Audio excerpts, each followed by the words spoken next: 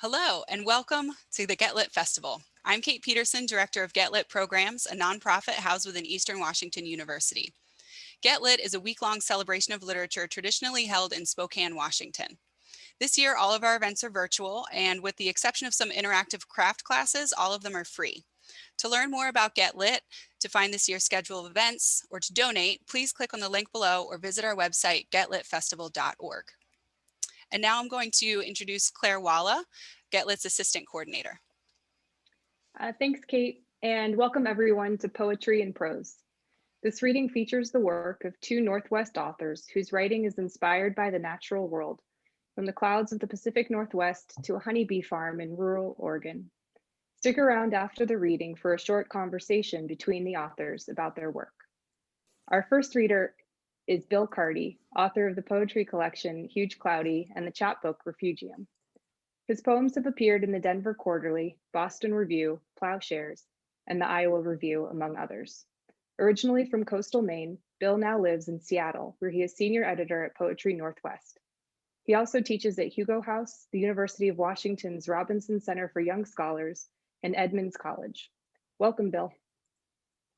All right, thank you, Claire, and thank you, Kate, for bringing us into this virtual space, and thank you, Eileen, for sharing your words later on. I thought I would actually read, I know Eileen's going to be reading a book that is on one level about bees, so I thought I'd read one of my favorite poems by Susan Stewart. It's actually something of a translation of Virgil's Georgics, which were didactic farming poems.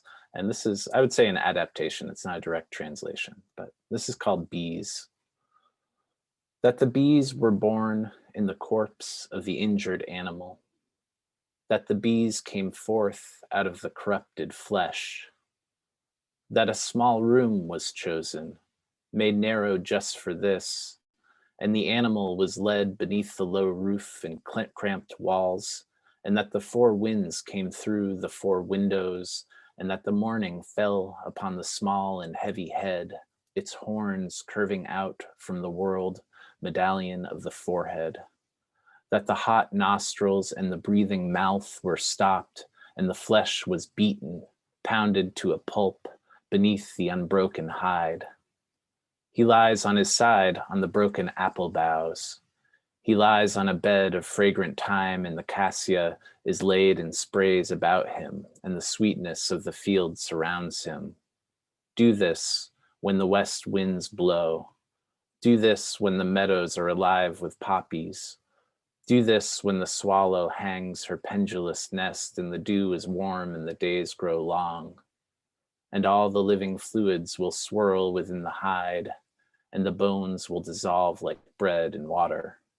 And a being will be born, and another, and then 1,000 and 1,000 swarming without limbs or form, and that the wings will grow from atoms, and that the stirring wings will find their way into the air, and that 1,000 stirring wings will come forth into the day like a storm of arrows made of wind and light, and the flesh will fall back into the earth, and the horror into sweetness, and the dark into the sun, and the bees thus born. So that's the old beekeeping instructions in the corpse of an animal.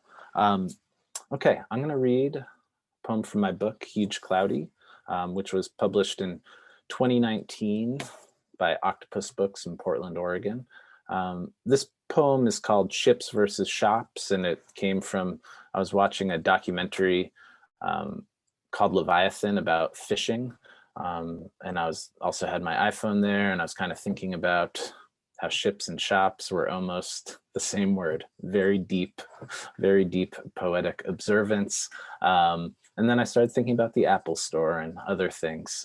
So it feels appropriate to be reading this, directly into my iMac. Okay, this is Ships versus Shops. When the net comes aboard, it is mostly trash, mostly small sharks, fin flap, tails struggling vis-a-vis our stratagem. The net is passed overhead, litter-like, Stiff rope and radio crackle. The lights askew. Light is a small disturbance on the sea, and the white flash is a gull. I find 15 wings at Herring Cove. I find no fish and one owl. Water rushes from the deck, cod slide across the metal, then the machete, then fish heads buoyed in wake. Now let's reckon with retail. The museum used to be the main cube. Now the store's the cube. The museum used to be on display, but now we parade our purchases. We show off that we're browsing. Often, browsing is enough. To enter the cube is to reveal your taste. It's exceptional. Taste changes people, and to practice taste is to wish to be changed. We lower sieve in the dark and discover the ship's net hauls in a new ship. It's just the right size. The crew fits perfectly. The new ship's old crew, the dead crew, there's no sign of them. There are some rays in the hull with their fins sliced off, and where there's blood, gulls. Gulls, you are welcome. That's how I take the bell's ring as the screen door swings. Here's a tune, please empty your pockets. The shopkeeper heads home to shower. He's calling it a day. There's a shower on the ship too. There is much visible ink, many Celtic crosses. Be honest about the bounty. Remember how you encountered a squid? It wasn't a swim, it was for sale. At the deli counter or in the dark, the captain can hardly see beyond his own reflection. Night is a one-eyed mask taunting Odysseus, swindler. That he was mariner can't be denied. And I haven't even mentioned the sail thing. I'm on a ship reading about the ship. I'm at the store looking for a new monitor. The sample screen shows a man on a ship watching a show about a ship. I'm in the shop watching the ship watching captain. Gulls float upside down at the bottom of the screen. I swim through a garden of jellyfish blooms. I drown not knowing which way is up. Then comes lowering the big chain curtain. This is how we haul the catch. This is how we prevent the theft. This is another ocean poem.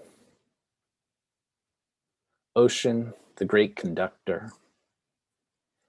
For 30 seconds, the landing plane was the brightest planet. So directly were we in its path. The car interior was esophageal red, and in the headlights, my dancing was a reenactment of my deep shame of dancing. We had no governor, only the moon making a smaller moon on the car hood. There were no waves, but tension at the surface, humming like the bell with a bee's nest for a clapper.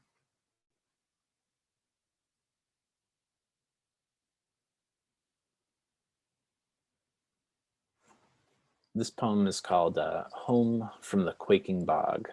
It begins with this is a poem that I wrote in Cape Cod, and it begins with a quote about the American vernacular landscape. And I was just kind of walking by this on a boardwalk by this bog, and this woman was on the boardwalk and pointed across the pond to like where the Subway restaurant was, where the mini mall was, where the grocery store was, and she said, "I help protect this pond. Over there, that's the American vernacular landscape." And so I thank that stranger for that. I miss stealing things from strangers from strangers for poems recently. It's a good source of inspiration. Home from the Quaking Bog, and into the American vernacular landscape, the fight of money versus none, condos crowding the pond in early November, when more television can be seen through leafless branches, more of the branches themselves. 40 flags outside the VFW, season to watch for the lonely, to not love silently or say, "Thank you for not speaking. I can go crazy with supposition now." Though concocting plot from a stretch of silence is a human gift. It's no theft, not like stealing someone's favorite word, mine's rhizomes, or a gerund for the title, though I did shiver as I approached a stranger on the highway shoulder, refused his eye, though he contrived no violence. Neither of us did what was once thought to make humans human. We kept to our trajectories, and later, my neighbor waved from her jigsaw puzzle, pleased to be reassembling Copenhagen, while I passed through the sodium light of her son's basement grow-op and entered what was truly the pitch dark, where I heard Cimmerian creatures tearing apart the box that brought the blue shoes I really wanted, because it's easy now to get the blue shoes you really want, or easy if you want to glove your gelid hands in blue.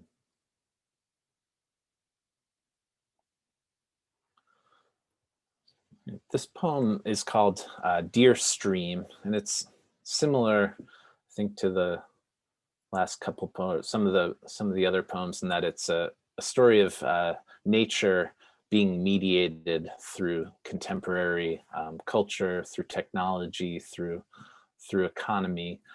This was inspired by a Seattle area programmer created a modified version of Grand Theft Auto, where it was, instead of the main character stealing cars, it was just this deer, like a buck, wandering through the world of the game indestructibly and kind of without care of what was going on around. Like, cars would crash, people would walk up to it, accost it in all sorts of ways, and then the deer would just keep going. And I think he called it the San Andreas Deer Cam, and it ran for a full weekend. You can see a clip online.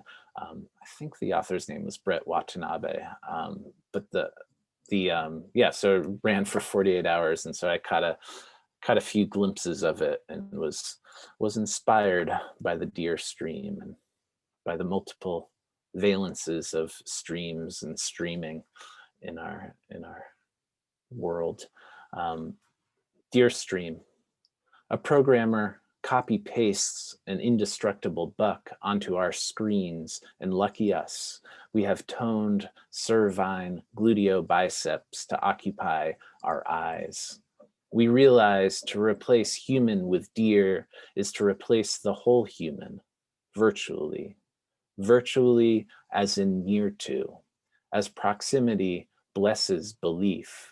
As I thought I'd catch you this afternoon, which trended with promise, but ends in this knockoff handbag of an evening, which is to say, we've already seen this sunset, felt it work its invisible efficacies, how we want, with indiscriminate energy, to need and need dearly, say, the satchel's precise silhouette of Vermont country barn, golden zipper teeth in Henry Bendel, New York, all caps across ample folds of tenebrous leather, a whole night's bondage, perhaps.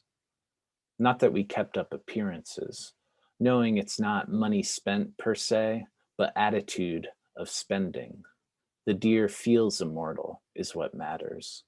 Just think, some creatures do what they want, not what floats into view. When you finally put your world together, how is it finding you've elected so few of the feelings? Is this what 31 was like? I can hardly remember. If it happens once, as ages must, I retain none of it. On the screen's simulated Los Angeles, you might find one good conversation, but forget to exchange names. You return to the cafe, but you aren't looking for the person. You look for what you left there, a name. Later, in a world of limitless digital possibility, of porn, of game, you have to choose what your car says about you, or to not have a car, which means cash in the purse, means having to steal a lift occasionally. Look at this animal. What seems intrinsically human in its eye is merely rent to own, dilation of any pupil caught wanting. For a moment, there's peace in the blind. Tonight, how about quiet isn't stewing? How about the first one to shout loses?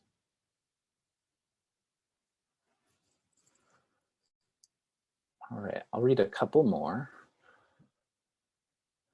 and announce that fact as is typical this portion in the reading. This poem, I think, is pretty self-explanatory. True story. Luris nobilis, sweet bay, true or Grecian laurel. A woman shouts above her headphones, that's a bay tree, that's where all my bay leaves come from. Poison oak, bay leaf. Does nature get a medal having kept remedy so near the cause? A little sun shines on a weathered tin of pemmican beneath the oak where the metro driver pisses. That's the bay tree where my bay leaves come from, no one ever told him. I yell to my daughter as she lifts a dried sprig to her mouth. Laurus nobilis, sweet bay, true or Grecian laurel. I might have known the leaf had I spied its untoothed margin. I might have forgotten less had I committed Isidorus. If you don't know the names, your knowledge of things is useless. Strolling home, my daughter yells crow and the crow yells back. I maneuver past the bus stop as a stranger shouts, jogging stroller, jogging stroller. On the next block, we make a wide arc around a puddle of vomit. Not how any two things relate, but how could they not? 3 teens hunch beneath the backstop, hands above an unlit candle. They nod, and I pass them the light they don't have to name for me to know they've asked. It's very particular, that light. All right, one more poem. Thanks again for having me. This is called The Desired Change Will Occur. I release a magenta tetragonal lattice kite into the clouds. Soon, only the black string remains. In the storm, cattle kneel, rafters mule. No color, no playground. At times, it seems we only know each other by a thread, but we love that thread. Thank you so much, Bill. That was wonderful. I was saying before we started that we have been looking forward to this reading since 2019 when you first applied to be part of the festival. So we're so glad that you were able to make it today and that we were able to hear this great reading from you. So thank you again. Yeah, thank you. So our next reader is Eileen Garvin. Eileen Garvin is the author of the memoir How to Be a Sister and the forthcoming novel The Music of Bees, which will be out from Penguin Random House later this month. In addition to writing books, Eileen has worked as a freelance writer for more than 15 years, covering travel, outdoor recreation, and small business for various online and print media outlets, including psychologytoday.com, The Oregonian, Travel Oregon, and Creative Nonfiction Magazine. Born and raised in the Pacific Northwest, Eileen lives in Hood River, Oregon. Please welcome Eileen. Hello. Thanks so much for having me, Kate. And Bill, thanks so much for your reading. I look forward to chatting with you a little bit later on. I'm so thrilled to be part of Get Lit this year. I have been a longtime fan of the festival. I was actually born and raised in Spokane. I got my first library card from the South Hill, my first library finds from the South Hill. So it's really a pleasure to be included this year. So what I'm going to read to you today is from chapter 5 of my novel, The Music of Bees. And just to give you a brief explanation of the book, it's set in Hood River, which is my current hometown. And it involves 3 unlikely friends who all come together around beekeeping. And the 2 that are present in this chapter are 44-year-old Alice Holtzman, who is a middle-aged county employee and backyard beekeeper, who has also recently lost her husband. and Jake Stevenson, who's an 18-year-old boy with the tallest mohawk in Hood River County, who, following an accident at a high school party, is now in a wheelchair. So each of them are sort of grappling with new circumstances in their lives. And in this particular scene, it's from chapter 5, they meet for the first time. And the only thing else I think you need to know is that Alice doesn't have any kids, and Jake has a very significant mohawk. I'm gonna get a drink of water before I start.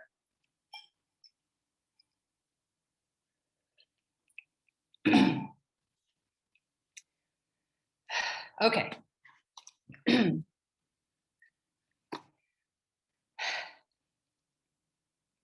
When a honeybee colony experiences a disturbance, even something as slight as a beekeeper opening a hive to evaluate honey caches or pollen sources, the bee's first instinct is to communicate with each other. A few guard bees will fly out to evaluate the threat at hand, but most bees will immediately drop into the crouch that exposes their Nasanov gland and fan their wings, thereby spreading queen pheromone throughout the hive. This action, called scent fanning, is like a soothing roll call that tells the inhabitants all is well. Alice, by contrast, was alone in this moment of urgency and had no one to lean on for guidance or comfort. She hadn't been so much as a fender bender since high school, but she quickly recognized that yelling was inappropriate, given circumstances, especially, namely that she might have injured a minor in a wheelchair. She peered down at the boy and lowered her voice. "Are you okay, kid? Can you sit up?" The boy didn't say anything, but he was still smiling. That didn't seem right. Was he mentally delayed, or what was it, cerebral palsy? Holy hell. Alice fumbled for her phone. "I'm calling 911, she mumbled to herself. The boy's smile disappeared then, and he put a hand up. "No, don't do that. I'm okay. I just need a minute. Catch my breath." His voice was quiet, but otherwise sounded normal, and it made Alice realize that she was crouching too close to him. She stepped back. What was he doing out here in the near damn dark? She looked around into the falling dusk and saw no one. "Are you by yourself?" she asked. The boy nodded. Alice felt guilt and shame pump through her body like a drug. She could smell her own sweat. She looked up and down the road, which was dark and quiet. Then she ran back to her truck, turned off the engine, and clicked on her hazard lights. When she returned, the boy hadn't moved. She plunked herself down, crossed her legs, and watched the kid's face. He blinked up at her, and she saw his chest rise and fall. "That's good. Take some deep breaths. We'll just sit here a minute," she said. The dusk deepened and the air darkened. The cockeyed headlights of the truck threw 2 arms of light into the orchards. In their beams, she could see bees zipping around. The hazard signals ticked like a frantic kitchen timer, and Alice's heart raced to match it. The kid was staring up at the sky. "I'll be right back," she said. She returned to the truck, grabbed her water bottle, and looked at the wreckage of nukes in the truck bed and in the ditch. Hundreds of bees had alighted on the truck bed and were scent fanning madly, with their abdomens raised and their Nasanov glands exposed. They were spreading pheromones, trying to locate their queens. What a mess. It would have to wait. She returned to the boy and held up the bottle. "Thirsty?" He shook his head, and Alice sat down next to him again. "Are you hurt?" she asked, and then cringed. He was in a wheelchair, for God's sake. "Are you in pain?" He shook his head again. That hair. His beak-like nose stood out sharply on his pale face. In his skinny jeans and combat boots, he was as alien to Hood River County as if he had dropped from the sky. "Did you hit your head?" He nodded.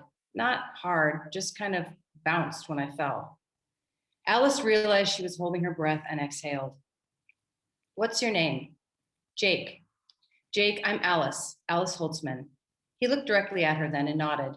Alice felt herself relax a notch. She could smell the cold water of the irrigation ditch below them and was thankful the kid hadn't fallen in. She squirmed as the gravel poked through her overalls. In the faltering light, the boy's pale face was luminous under the crazy hairdo. Alice glanced at her watch. "Listen, Jake, I should call your folks and let them know where you are. Can you give me their number?" He shook his head and winced. "No, it's okay. I'll be up in a second. They aren't home anyway." That last part sounded like a lie, and given that they likely had cell phones, irrelevant. "Right," she said slowly, not sure what else to say. Alice hadn't been around teenage boys since she was a teenager herself. "I think I can sit up," he said. He pushed himself up on his elbows and pulled the tangle of earbuds and sunglasses off his neck. He blinked and glanced around. "What's that noise?" he asked. The air around them pulsed and vibrated. Alice could see the bees in a throbbing cloud above the truck in the waning light. Agitated questions thrummed through the air. Where was the queen? Was the brood safe? Were the guard bees on duty? Where was everybody?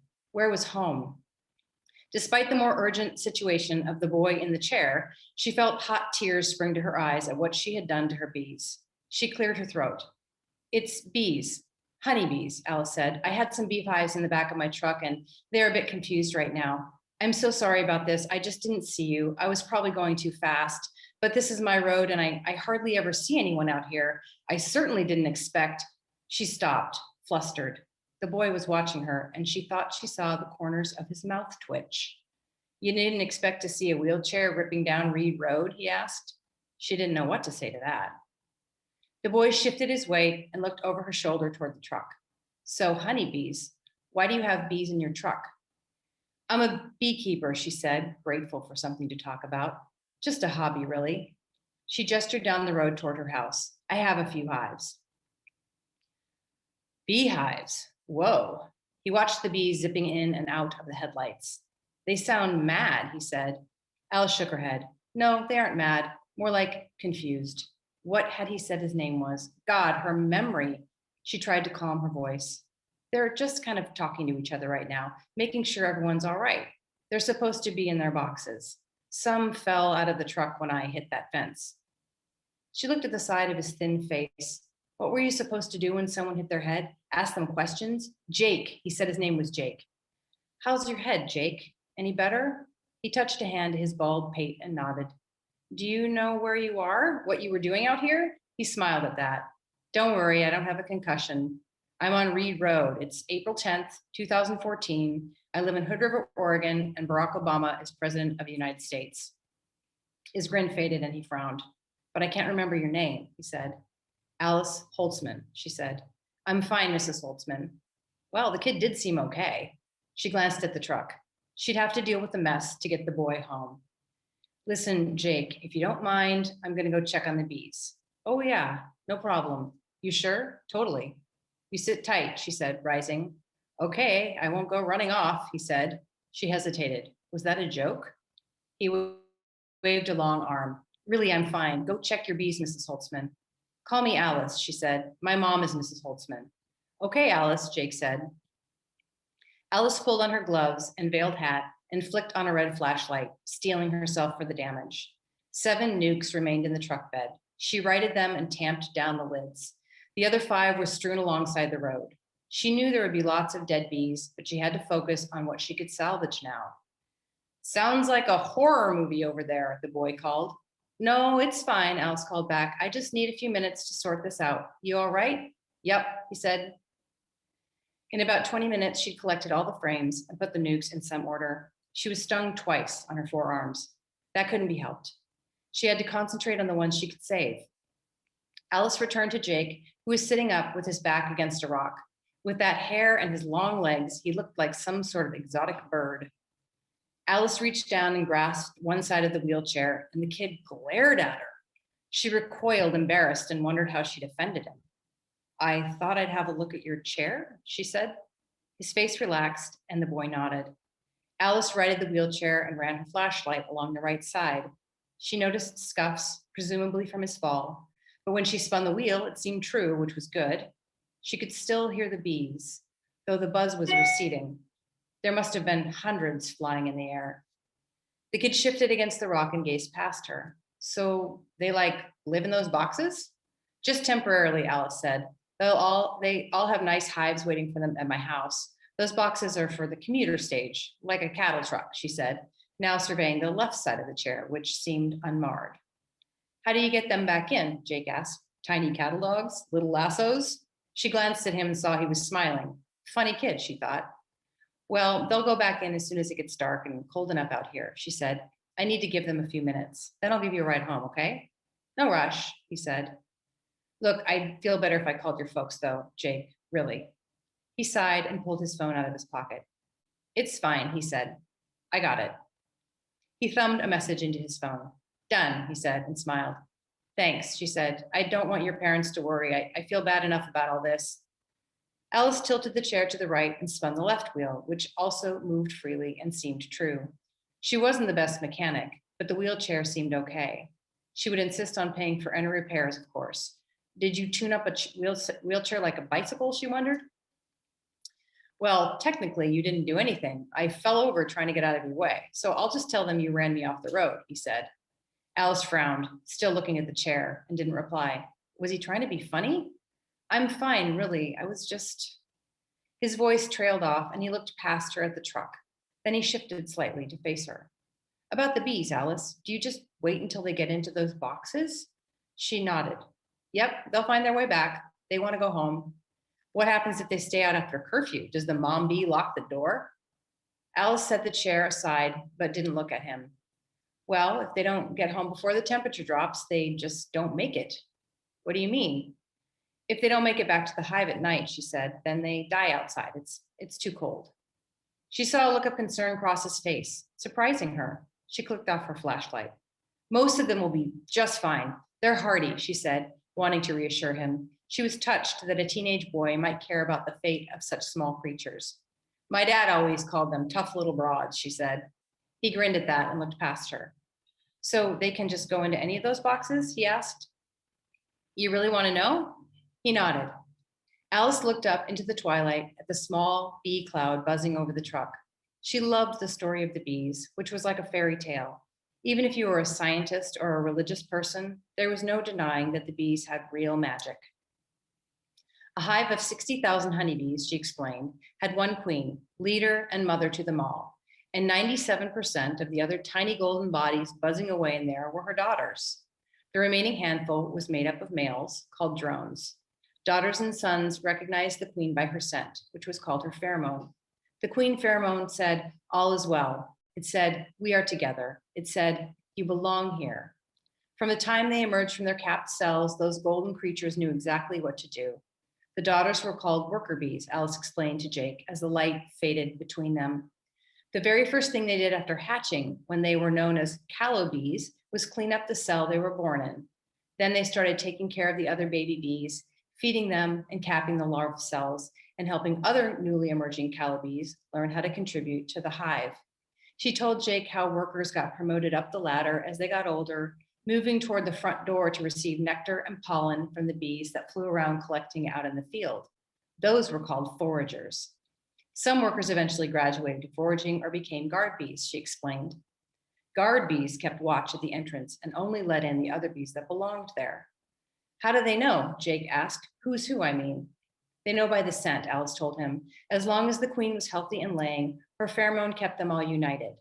If they had any worry, they would immediately stop what they were doing and expose the nasanol gland in their abdomens, passing a distinctive lemony scent from bee to bee. The bees that foraged carried that smell with them and brought it back to the hive. The scent allowed the guard bees to identify them as residents and not robbers. What do you mean? They rob each other? He asked. She nodded. Bees from hungry hives will steal honey, so everyone gets checked at the front door. Yellow jackets try to get in too. They'll actually eat the larvae and eggs, carnivorous little bastards. Whoops, she thought, language. She glanced at her watch. How long had they been sitting down there? She felt anxious to get the boy home. The buzzing had died down and few bees remained in the air. Almost done, as soon as they're going to get anyway. Alice stood up, brushed off the seat of her overalls and turned toward the truck.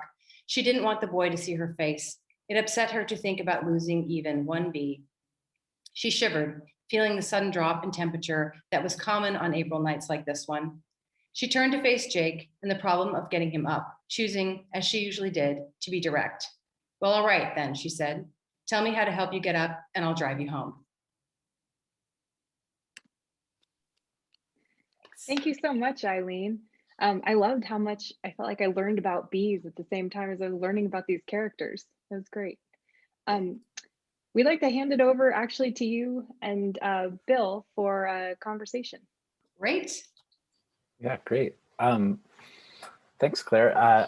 Thanks for that reading, Eileen. I was wondering, when kind of fascinated by fiction and process, because I read a lot of it, but don't write it. But I was wondering like what the origins of these two like very distinct characters in your novel were, and then also like when you I like that we got to see this meeting happen. And I was curious, like when you're envisioning that meeting, like what do you know about their relationship going forward? Like, do you start with that meeting, or do you have like a bigger picture when you started writing? That's it. Those are good questions. I can certainly answer the first one better than the second, which is the great thing about fiction. And as you know, as a poet, it's kind of mysterious. You know, part of what happens, you're witnessing your own process, but then a lot of it comes from like somewhere else. So the way this particular story began for me was a little bit odd. My background is in nonfiction writing, business writing, memoir, as was mentioned earlier, and I've always wanted to write fiction. And this story really just came to me. One evening I was driving to a farm in Hood River to pick up a new package of bees, quite like Alice. She's got 12 in the back of her truck, and I was just going to get one because my hive had died over the winter. And you have to pick up your honeybees at dusk when you order them, because you want to make sure they're all in their boxes, like you all just learned.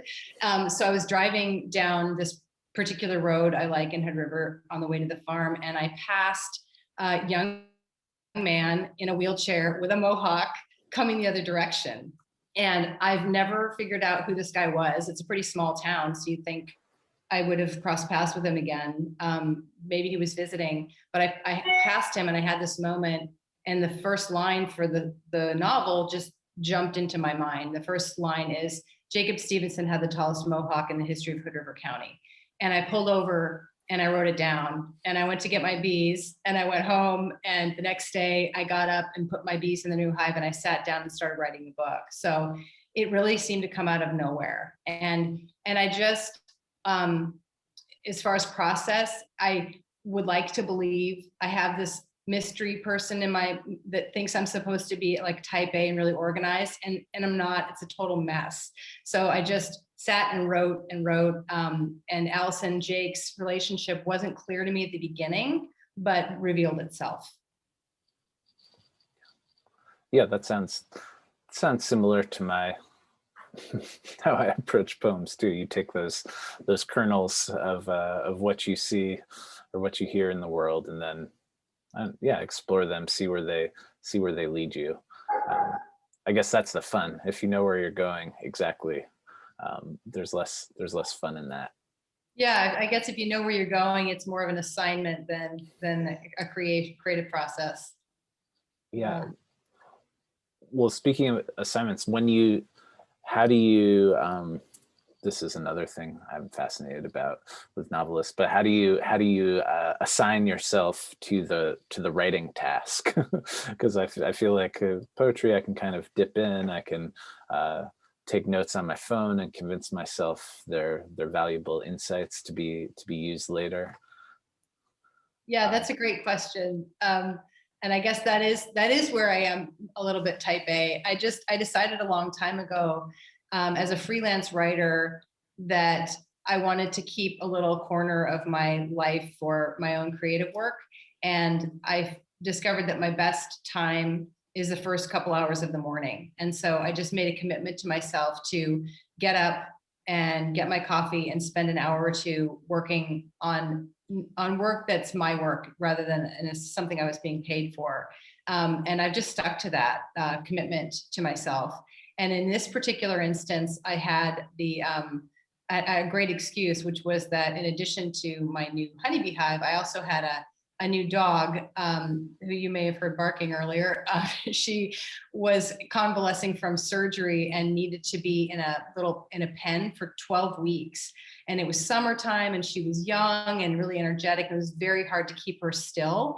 And so I just sat with her, and mostly in the mornings, I'd get up, take my computer over to her little pen and sit down and work on the story. And by the time she was better, I had enough of a story that I felt like, yeah, okay, this has legs and I'm going to stick with it. That's great. Yeah. I was was going to ask about the bees. How did you, clearly that's like an interest for you. How did you approach getting that into the story, like um, balancing that natural world with wanting to tell the story? I really liked how this section, I think, well, Claire mentioned how you learn about the bees through the course. You know, there's like the Virgil poem I read, there's a didactic element, there's a teaching that goes on. And I was curious how that became part of the writing process. Was that clear early on? Or Yeah, and I love that poem, by the way. And there is some, it comes from some, that Virgil poem, the original one, I believe comes from this trying to understand where bees come from. There's a story about the body of a cow that I can't remember all the details, but that really, there is the, in a lot of the older paintings of bees, you'll see this depiction of the swarm leaving the carcass.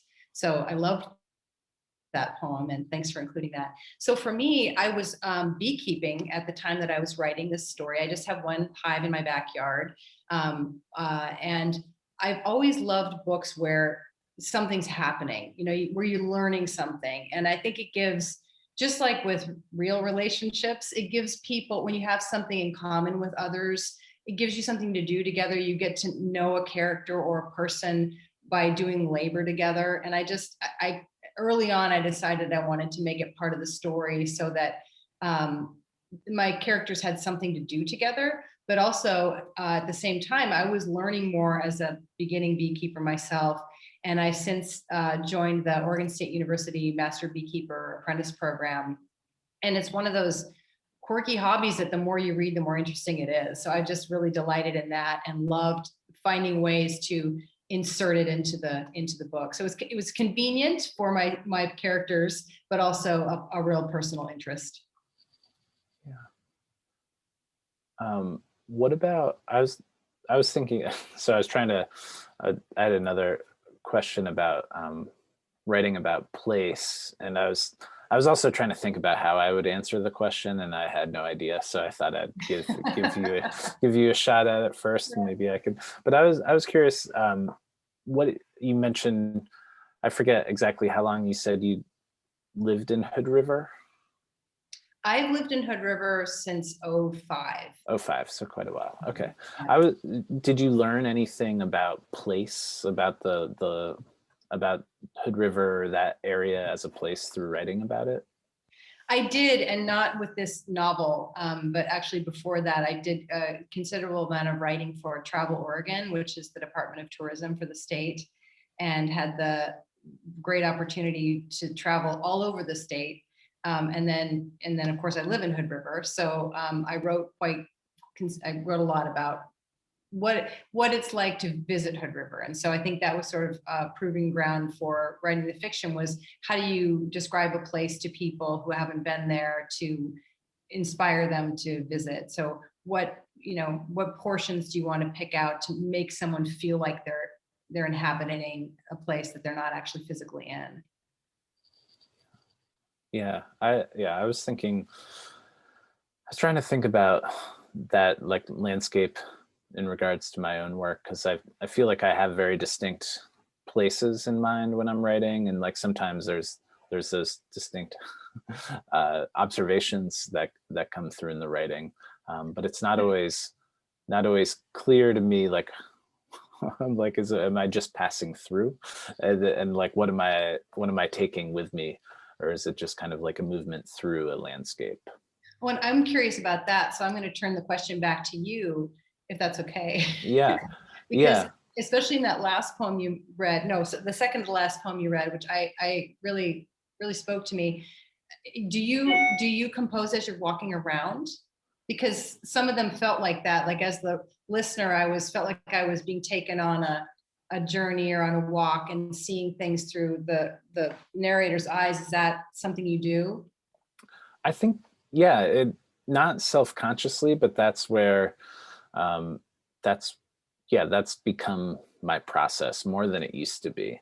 I especially I have 2 young children, and I think in the last 5 years, those like walks from my house, it's, you know, a few miles around Green Lake and up and over the hill and stuff like that. And on those walks, you know, bring my phone and a book, maybe a notebook, and if, you know, there's a nap happening, and yeah, taking notes of the surroundings that way. And then so that was the last, you know, the bay leaf poem Yeah, came from that. The bay leaf is in the southwest corner of the Woodland Park playground, the Bay Tree. If anybody by the zoo there, and it's there. I get my bay leaves there now too. It's a good source to know about. But yeah, and then I think like there was another one, the one about the pond.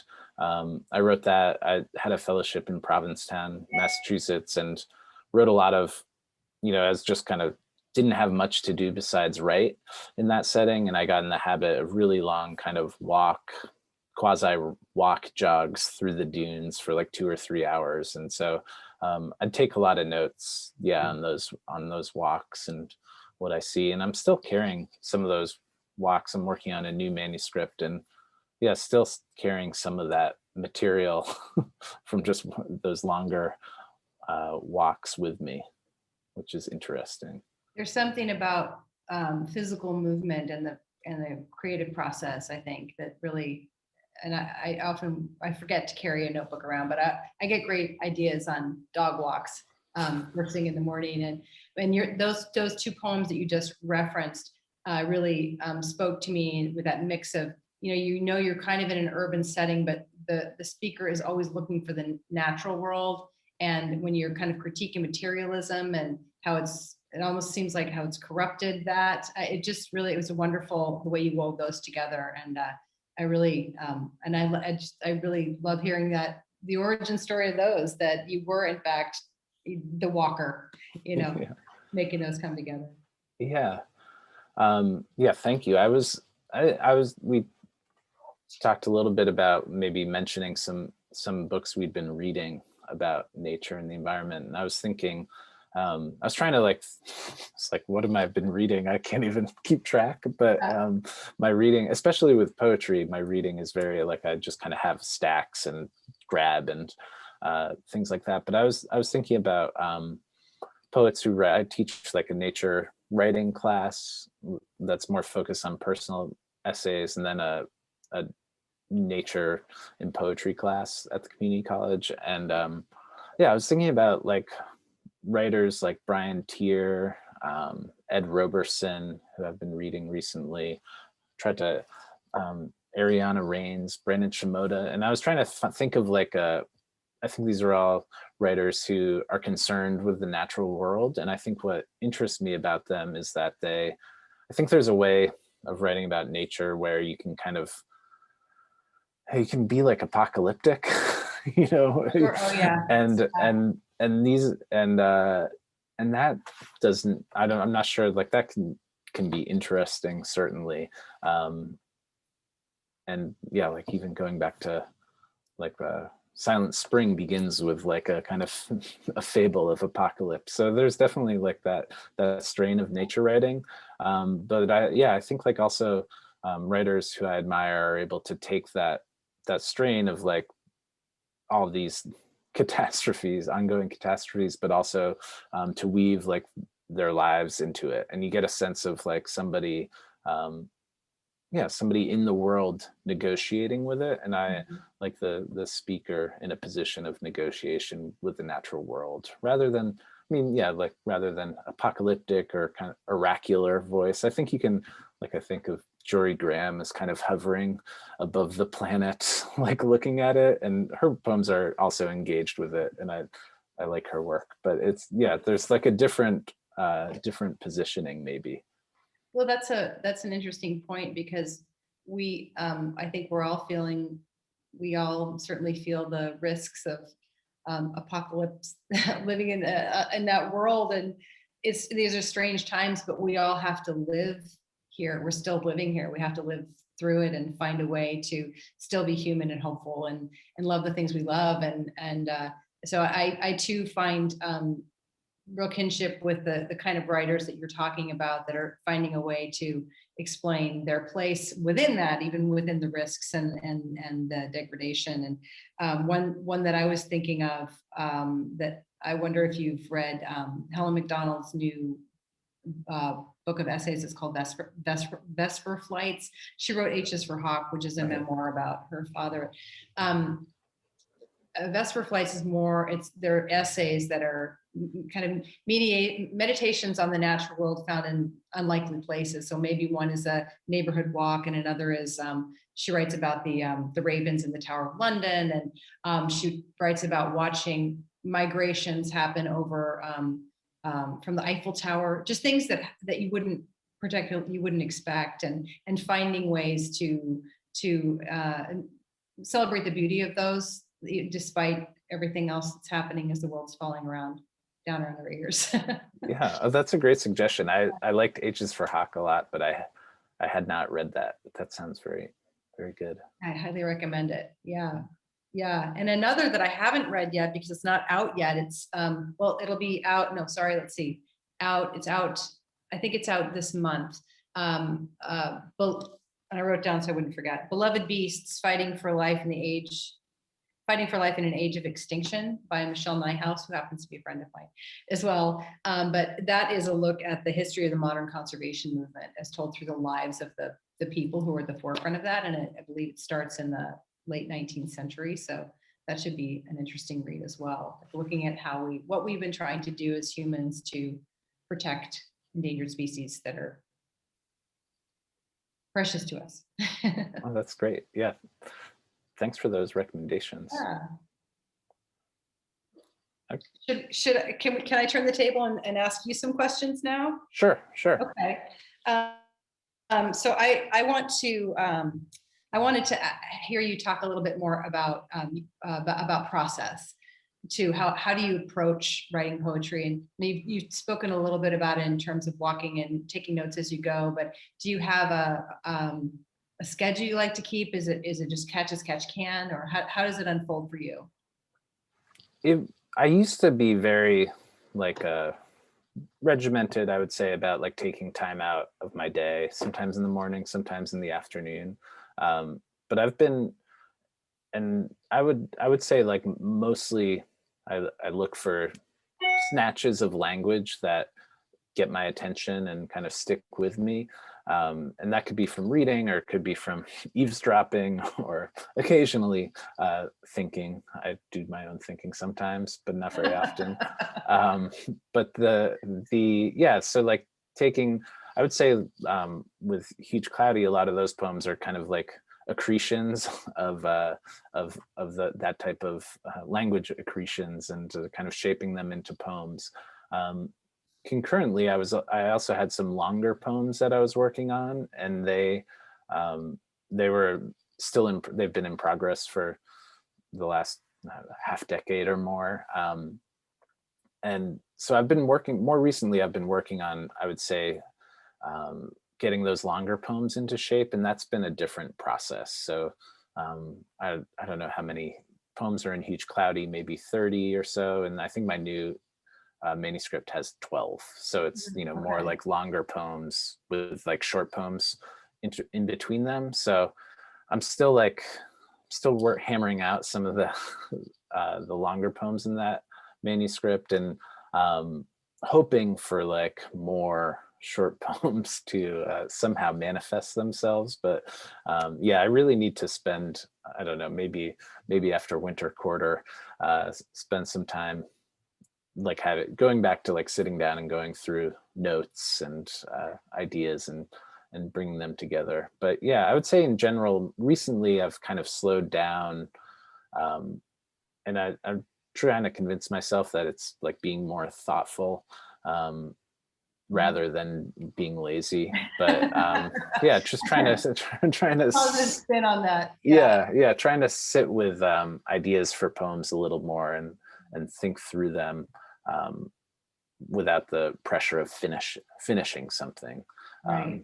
And that's, so I've been doing much less like submitting poetry and things like that, and trying to slow things down a little bit. Yeah, there's so many different kinds of work to be done as a writer. Writing, revising, pitching, all that stuff. So yeah. And the emails, all the And emails. all the emails. Yeah. And so I know you mentioned you're a teacher and you're also an editor, and I know you're in Seattle now, and a lot of, again, what you mentioned about the Bayleaf poem, that I used to live in Seattle, and so it was very familiar and spoke to me as a Northwesterner. But you're originally from Maine. I was wondering how geography works into your poetry. Yeah, I would yeah, so this book began, and I can't even remember what year it was, but I was in Provincetown for like like 7 months, and I think it was 2013, it was 2014. Used to be I think that fall the Red Sox won the World Series, so that was I remember that. I can't help you there. But I can't remember what year it is, so it was 2013, I think. But anyway, so I started, like, a good chunk of the book came out of that period. I'd been working on a manuscript, but kind of knew that I wanted to write new poems. And so, and there was something, I enjoyed being back in New England for that period of time. And so I think of a lot of the poems of being there, and some of them are explicitly in that landscape. And I went back there for a couple of weeks a few years ago and wrote a couple more poems. But I do think there's like there's something about Seattle that's very present in the book too, in terms of, like you talked about, like the presence of the natural world, the city, people. It's nice to have people around, and yeah, like I think of it as kind of bridging those two landscapes, both by the ocean. So that's something. I don't know. I guess, yeah, just generally I respond to the environment that I'm in, no matter where that is. But there is something. I've been going recently more to the Whiteley Center in Friday Harbor, trying to go there every once or twice a year and do some writing there. So the new book has more, and that's been like a quiet place for writing, has more. I was there for the election. I wasn't doing much writing that week, but that landscape has been, which is really very similar to where I grew up in Maine in a lot of ways, on the coast. So I've been responding to that landscape a lot too. Great, thanks for answering that one as well. That sounds like a really beautiful spot, Friday Harbor. It's a great resource. You just kind of have to apply, and they have cabins and writing spaces, and nice. It's really nice. Don't tell too many people. I won't. Don't tell anybody. Just us. Yeah. And I also wanted to ask, you mentioned some of the authors that you're reading right now. In general, do you have an approach to what kinds of things do you read for inspiration? That's a good question. I think recently I've been thinking, because I've been working on these longer poems, so I've been trying to find poems that are similar. I've been interested in how people approach long poems, and how you maintain momentum, how you keep it new but also cohesive as a whole. And so like Brian Tier, who I mentioned, has a lot of long poems in his book. Deborah Landau's, I can't remember the title of it, but that's a book of long that I can't remember if it's one poem, but so I've been looking at her poems too. And then just generally, like, I have a poem where I'm not happy with the form. So in the last week, I've been going through and just kind of looking, not even really reading so much as just looking at poems, because it's like the shape. Yeah.